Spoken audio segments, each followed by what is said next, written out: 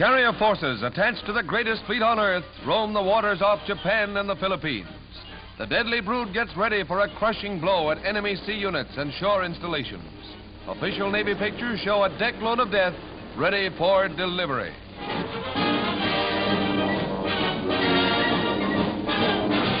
Somewhere in the China Sea, the fleet is screened by a heavy storm. Taking advantage of this cover, the task force moves in close to its targets.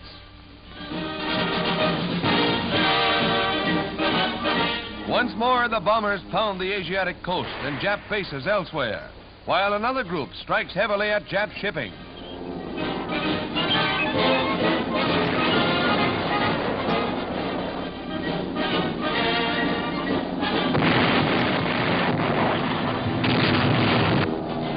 One of the many enemy ships set afire, but once in a while we pick up a little trouble too. Burning and bullet-riddled, this plane makes its home safe. The next pilot in almost cracks up on the barrier wire, and although not seriously hurt, gets such a terrific jolt that he's completely stunned and dangles loosely in his safety belt. Such heroic action by our task forces is softening up Japan's Pacific defenses and getting set for the final blow at Tokyo itself.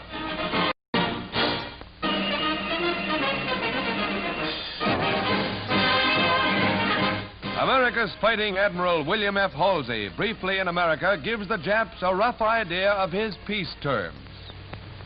The great danger this country is facing today, in my opinion, is a negotiated peace. If we are foolish enough to accept negotiated peace from these beasts, it is being done because the parents of men out there now want to protect their sons. In doing that, they do not realize they're sentencing their grandsons for generations to come to death. Don't let them do it. At the moment, we are going ahead with our combined forces in the occupation of the Bonin Island of Iwo Jima. This island will furnish us with at least 3 airfields where we can put our medium bombers and our fighters for around-the-clock bombing of Tokyo. We only bomb military objectives, and the Imperial Palace is not a military objective. However, when you have to bomb through an overcast or an undercast, you're never certain where your bombs are going to land. I hope that if one of them, by mistake, should land in the McCullough's Palace, that they don't get that white horse. I want to ride here.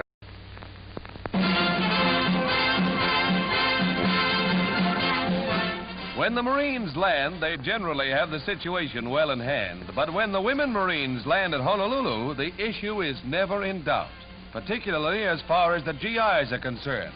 And not a shot fired. The contingent of 165 Lady Leathernecks, the first to go overseas, are shown in Marine Corps pictures as they arrive in Hawaii to free an equal number of Marines for combat duty. Their ages range from 21 to 35, and it's a fair bet that social life is going to be definitely brighter. What say, soldiers?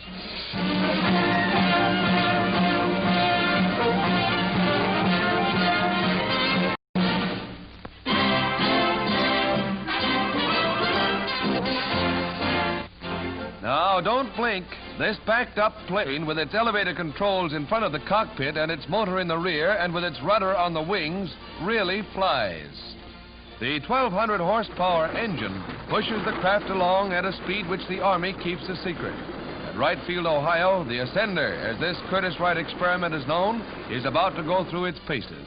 Extreme maneuverability and pilot visibility is claimed for the fighter model. Guns can be mounted without regard to motor.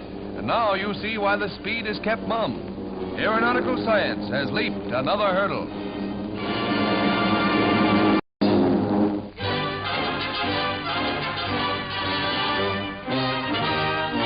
Chester Bowles, director of the Office of Price Administration at Washington, pays tribute to Richard Moncure, representative of the many Americans who have given freely of their time on local boards throughout the country. The whole nation, and that includes particularly our fighting men, is grateful to those of our fellow citizens who have served with unselfish devotion in the vitally important work of rationing and price control. I'm sure that all Americans will join me in extending our thanks to you and other OPA volunteers for the grand job that you're doing in behalf of all of us.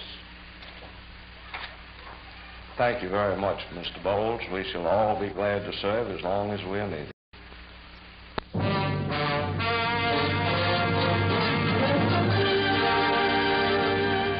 The Battle of the Philippines has spelled bad news for every Jap this side of his ancestors.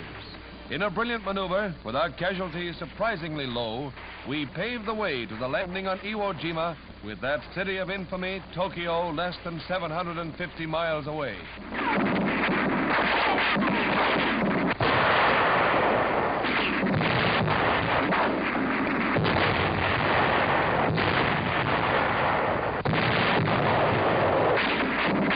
It was the infantrymen who did the job in the drive on Manila, Bataan, and Corregidor. A Jap is blasted.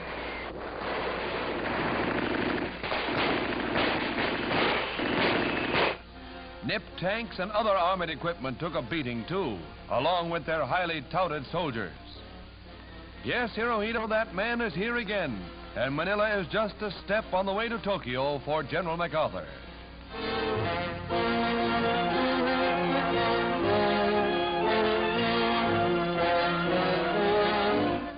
In the Luzon drive, Japanese and Formosan prisoners were taken. But many more Jap fighting men stand between our men and final victory. Our soldiers approve of this method of searching prisoners. They don't have a chance of